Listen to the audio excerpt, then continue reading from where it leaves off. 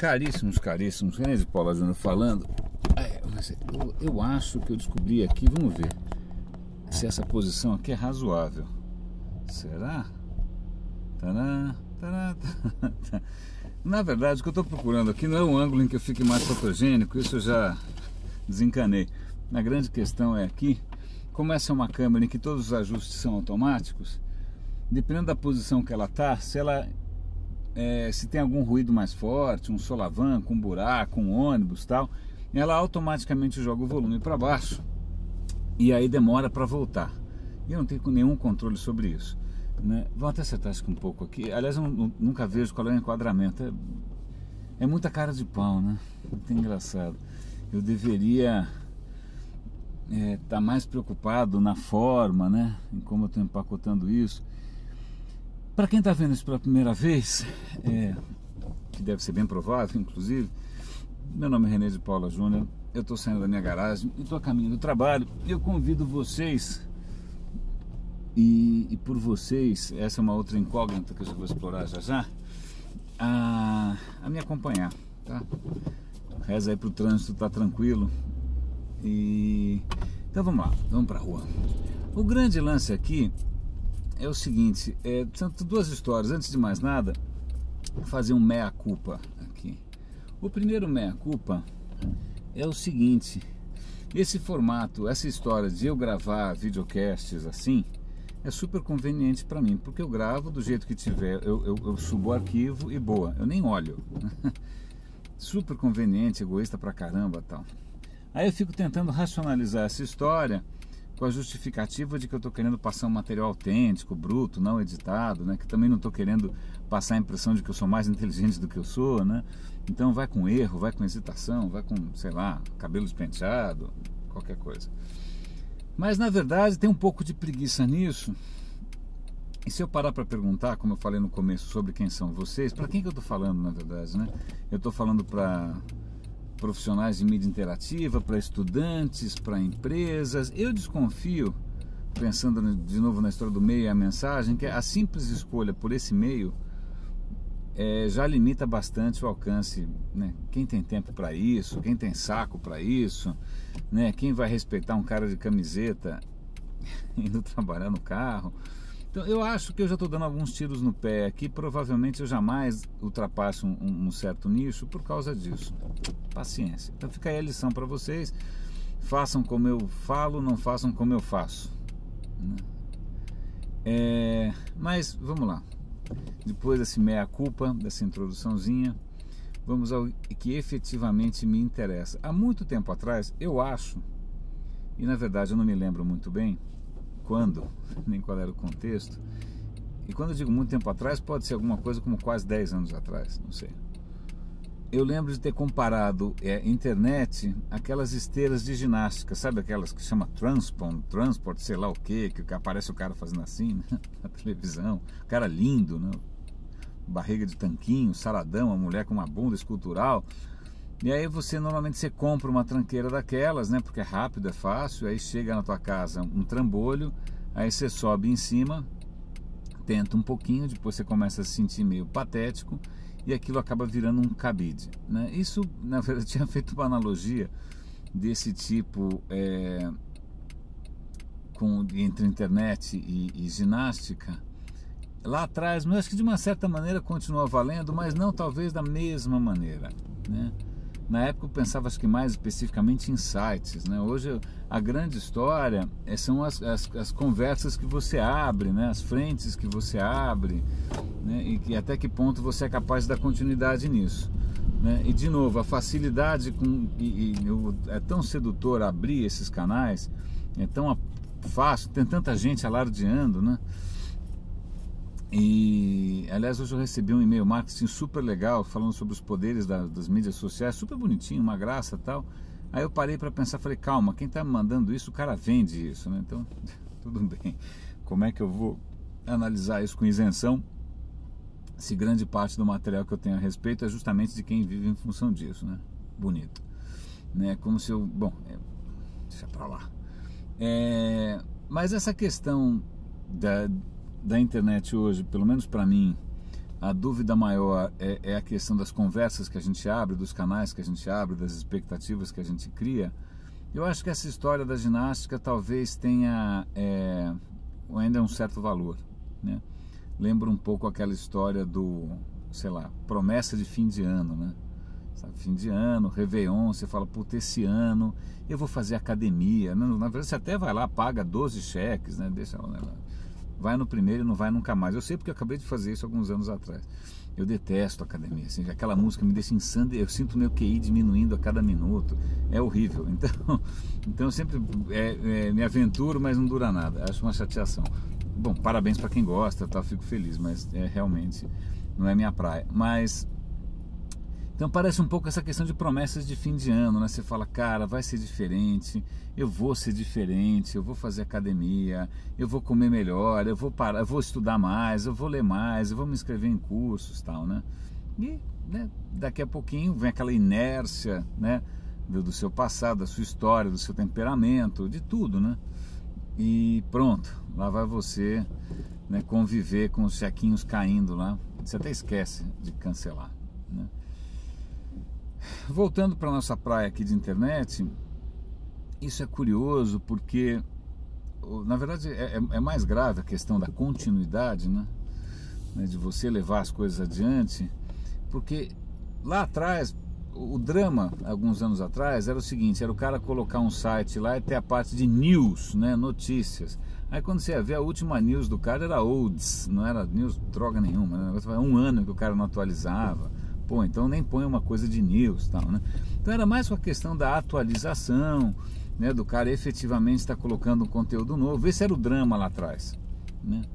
Hoje o que eu percebo é outra história, né? A gente cria uma expectativa de continuidade, né, 24/7 o tempo todo, que me faz lembrar os meus tempos de TV.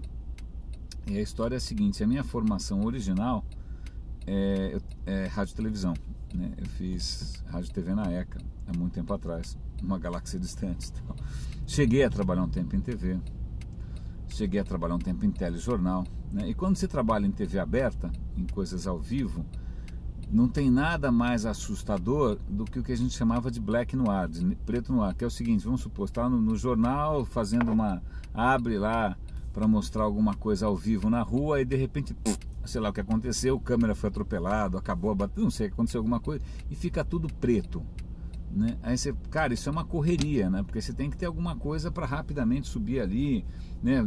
O cara está assistindo televisão em casa, como assim? Né? Ele espera que aquilo seja tão fluido quanto uma torneira, né? Parece que televisão para mim é engraçado. Eu sempre gostei muito de produzir para televisão, de trabalhar em televisão e tal, mas na realidade eu nunca gostei de assistir televisão, pelo menos depois de Marmanjo. Quando era moleque você assiste tudo, né? Desde Savamu, Demolidor até Johnny Cypher na Dimensão Zero. Mas depois que você cresce, eu falei, cara, esse negócio é meio aflitivo, porque parece uma torneira aberta, essa porra não para de escorrer, assim, os caras falando sem parar, barulho sem parar, comercial sem parar. Eu falei, pelo amor de Deus, eu preciso de um pouco de pausa para pensar, né? E então um dos maiores medos é como o rádio se de repente faz silêncio, né? Silêncio, como assim silêncio? Eu me lembro na época que, hoje acho que nem é mais, mas nem deve ter mais rádio assim, eu acho, não sei. Mas lá atrás, quando você sintonizava o rádio num botãozinho assim, né, não era digital, era analógico, você ia sintonizando, aí uma das estações que de vez em quando eu ouvia era a Cultura FM. E a Cultura FM tocava basicamente música clássica. E era muito engraçado que às vezes eu ia lá procurar a Cultura FM e aí silêncio. Eu falei, ué, aí você aumentava o volume pra caramba, aí o cara começava a falar, você quase tinha um infarte. Por quê? Porque, não sei se mudou, mas naquela época a Cultura FM acabava lá, tocava um concerto, aí fazia, sei lá, 2, 3 segundos de silêncio total, aí o cara falava assim, Bach, Sinfonia 32, com a Orquestra Filarmônica de Munique. Beethoven. Aí o cara dava umas pausas enormes, se você calhasse de pegar na pausa e entrasse o Bach na tua orelha, era um tapa na cara. Então, só contando uma anedota da estranheza que causa nessas coisas que são mais ou menos streaming, né? Vamos chamar de streaming para lembrar dessa metáfora do Rio, o estranhamento que é quando as coisas estão paradas, né? Curiosamente, a internet, que era aquela coisa, em princípio, né, on demand, né, se respeita o seu tempo, então eu assisto quando eu quero, eu paro, eu volto, eu salvo para depois, eu venho. Se você passa a ter controle, né, sobre essa questão da temporalidade, de uns tempos para cá, sobretudo com essa história de social media, está aparecendo um pouco a questão de televisão ou de rádio. Tanto que, se você prestar atenção lá no Facebook, no Google+, acho que até no LinkedIn também, todos eles têm agora na home o que eles chamam de Activity Stream. Olha de novo a noção de rio, né, de fluxo. Né? É um rio de updates alheios, né? E aí volta, pelo menos para mim, aquela ansiedade desgraçada de putz grila, né? Eu não consigo segurar esse fluxo, eu não consigo... ou eu mergulho nessa história ou eu fico sentado na margem. Então, de novo, volta aquela falta de controle sobre como você consome. Né?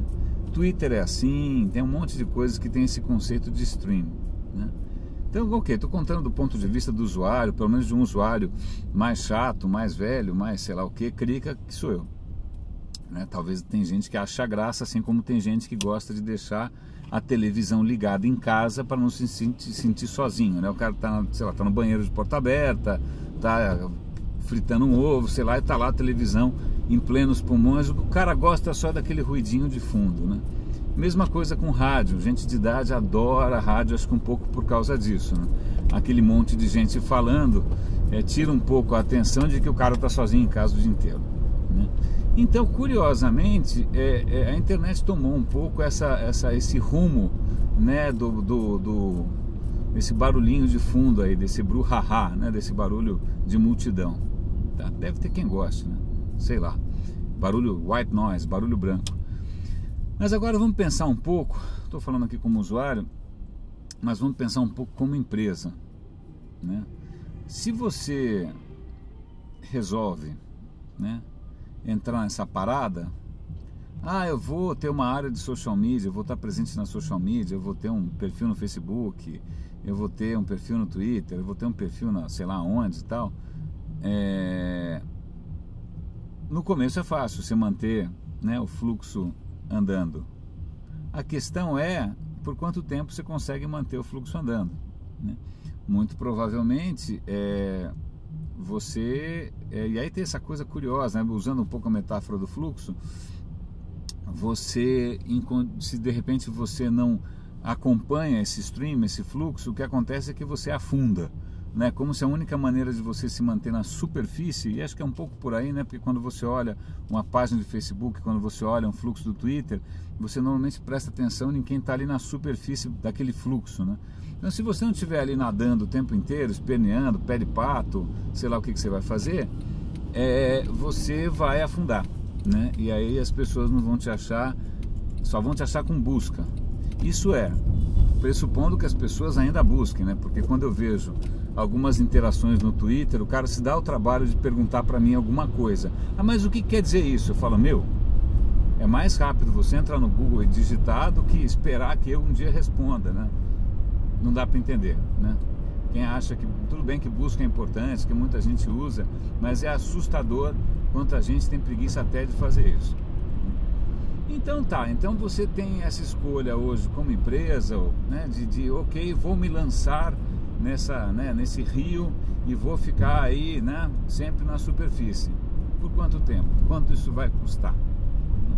Isso é uma coisa relativamente difícil de estimar, né? Ainda mais porque, sei lá, muitas vezes o pessoal,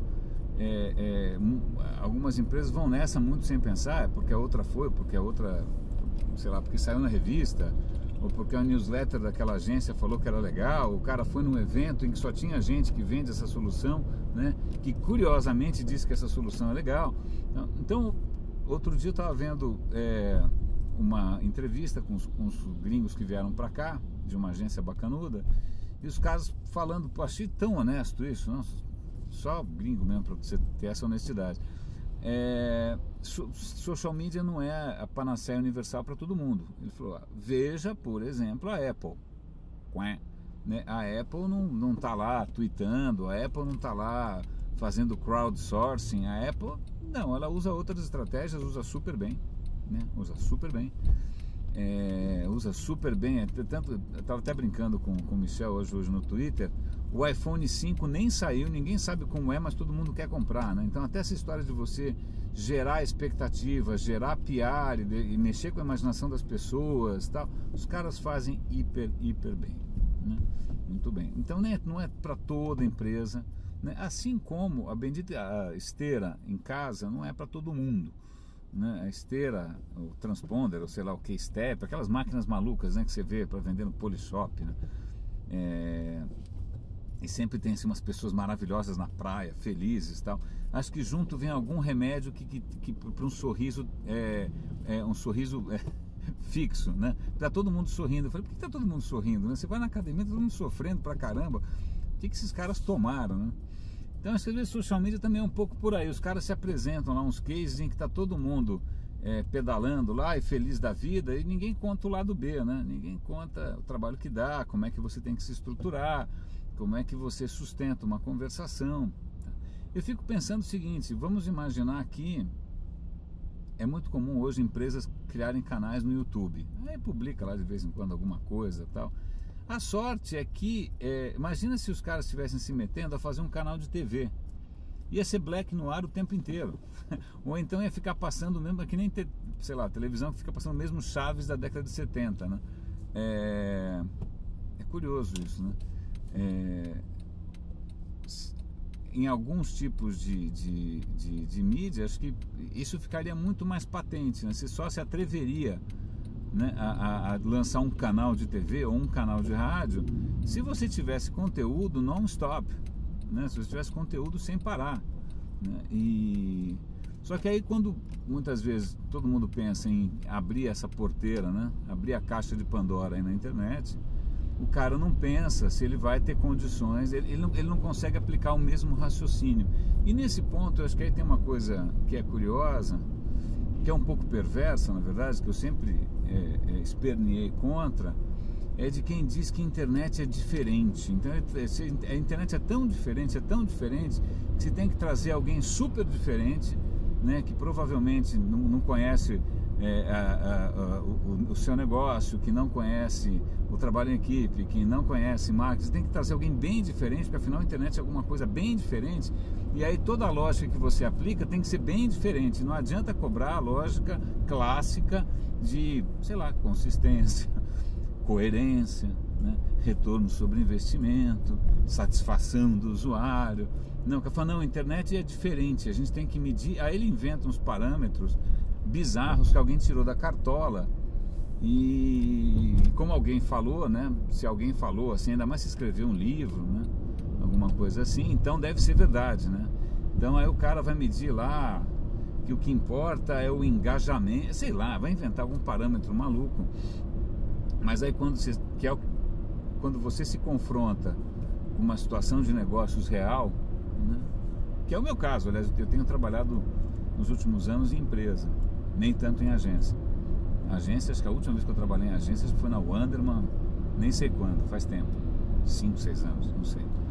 E quando você está no cliente é o seguinte, você tem metas, você tem problemas, você tem orçamento, né? Você tem equipe, e aí você tem que tentar equacionar lá a tua equipe, o teu orçamento, as tuas metas, a estratégia. Quer dizer, é um joguinho ali de xadrez, né? Em que, felizmente, né? Não é nem infelizmente, felizmente a conta tem que fechar, felizmente a matemática tem que funcionar, felizmente a racionalidade tem que imperar de alguma maneira, porque você está mexendo ali com recursos que são pessoas, que é dinheiro dos outros, né? Não dá para ser muito poético nessa hora. Aí quando você traz alguém que é diferente, né? É como se você pegasse, voltando para a metáfora da esteira, você tem lá uma reunião super importante de estratégia, porque os números que tem que bater no final do ano, aí você chama aquele cara que ajuda o pessoal a fazer ginástica laboral. Aí você pergunta para ele, fala, olha, legal, a gente resolveu trazer alguém realmente diferente, o que você acha? O cara fala, olha, eu acho o seguinte, eu acho que vocês têm que, ao invés do pessoal ficar sentado assim no laptop, vocês não põem um pedalinho Porque aí o cara fica pedalando ali na cadeira e ele faz ginástica. Nice, né? Nice. Eu estou, na verdade, esticando essa metáfora da ginástica mais do que eu devia, né? Vou provocar um estiramento, né? Vai deixar de ser um alongamento para ser uma distensão. Mas o que me intriga aqui, de novo, né? Há anos atrás já me intrigava essa questão do quanto uma empresa efetivamente, de verdade, na real, na boa, ia mudar a sua cultura só porque comprou uma esteira, né? Sei lá, o cara sempre foi sedentário, o cara é um puta de um guloso, o cara gosta de jogar, sei lá o que, PlayStation, Xbox, o cara é simplesmente um glutão. Aí você dá uma esteira, isso vai transformar, né? Então, de uma certa maneira, lá atrás eu enxerguei a ida para a internet, né, um pouco como essa ilusão, né, para muita gente, de que o cara ia ficar 2.0 só porque botou um site no ar, né? Na verdade, ele não está arrumando uma solução para os seus problemas, ele está arrumando mais um problema para resolver, que talvez não tenha necessariamente a ver com os problemas que ele tem de verdade, né? Aliás, está aí uma boa colocação, né? As suas iniciativas digitais fazem parte da solução ou estão trazendo novos problemas, né? Perguntinha difícil, muitas vezes. Mas nos tempos de hoje, não é só uma questão de você ficar com uma tranqueira no seu quarto e aí o problema é seu, né? Azar o seu, aí você pode pegar aquela tranqueira, né? Aquele badulac, aquela geringonça mecânica e transformar num magnífico cabide. É o que eu faria, é o que eu faço. Mas o problema de hoje é um pouco pior, porque na verdade é como se você estivesse efetivamente lançando com pompa e circunstância. Aliás, eu devo ter falado a palavra efetivamente umas 30 vezes, preciso prestar atenção nisso. É como se você estivesse abrindo aí um canal de televisão em que aí aparece alguma coisa, aí na sequência fala, bom, a gente volta a qualquer hora dessa, e tsh, aparece só o chiado. Aí o cara fica olhando para aqui e fala, meu, né, quantos segundos você espera o tsh, até mudar de canal? 1 segundo ou 2, né? Mesma coisa com esses canais hoje em que tanta gente se aventura sem pensar muito. Pô, até que o trânsito tá bom. Mas curiosamente, olha que engraçado isso, né? Lá atrás, e eu digo isso porque lá atrás a diferença entre internet e qualquer outra mídia era muito grande, sobretudo em termos técnicos, né? Você não conseguia colocar, sei lá, eu trabalhava numa agência de publicidade. Eu falei, eu consigo colocar meu anúncio de 30 segundos na internet? Aí, além da questão estratégica, se faz sentido colocar o anúncio do jeito que ele é ou não, a questão era, não dava. Não dava, não existia banda, não existia poder de processamento. Eu lembro quando eu estava na UMAP, para você conseguir colocar um comercialzinho, você fazia ele do tamanho de um selo desse tamanho, era uma coisa minúscula, né? E aí com uma qualidade de som meio pífia, você praticamente assassinava, né, todo o trabalho. Então na época realmente era muito diferente, e foi um aprendizado legal, porque você aprende a valorizar a arquitetura de informação, você aprende a valorizar a usabilidade, você aprende a valorizar uma série de coisas, né? Então quem viveu essa época acho que tem um apreço grande por essa coisa essencial, né? Essencial.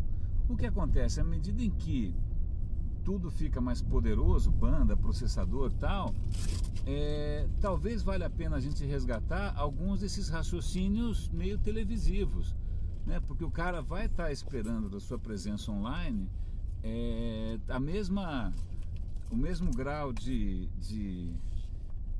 sei lá, de encantamento, de continuidade, né? Mantenha-me, por favor, num estado de sonho, né? Que é o que a televisão faz, né?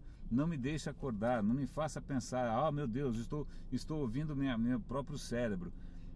Internet, de uma certa maneira, está indo num caminho muito parecido. E deixa o cara sair aqui. Vamos lá, negociando interesses aqui, muito bom. Alternância, urbanidade, civilidade, muito bem. E aí, Com esse progresso técnico, curiosamente, talvez valha a pena a gente resgatar alguns tipos de preocupação, né, que a gente tinha com mídias, entre aspas, antigas, né? A ligação que hoje muitas pessoas têm com um TweetDeck aberto, para mim deixar um TweetDeck aberto é mais ou menos como deixar um rádio ligado, né? Você sai do mundo on demand, você sai do mundo da exploração e da descoberta, e você fica numa posição passiva enquanto fica chovendo informação em você. Meus caros, muito obrigado pela companhia. Mais uma vez, aliás, eu sou um cara de hábitos, né? Vou estacionar na mesmíssima vaga de sempre. Espero que a câmera nessa posição tenha proporcionado um áudio razoável.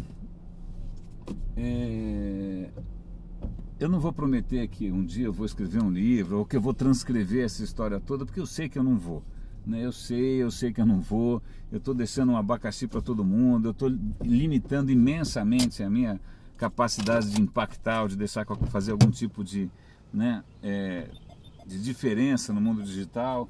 Eu vou continuar sendo nicho do nicho do nicho, mas eu sei. Não sei se um dia eu vou tomar jeito ou não. Espero que sim, pelo bem meu e pelo bem acho que do nosso métier também.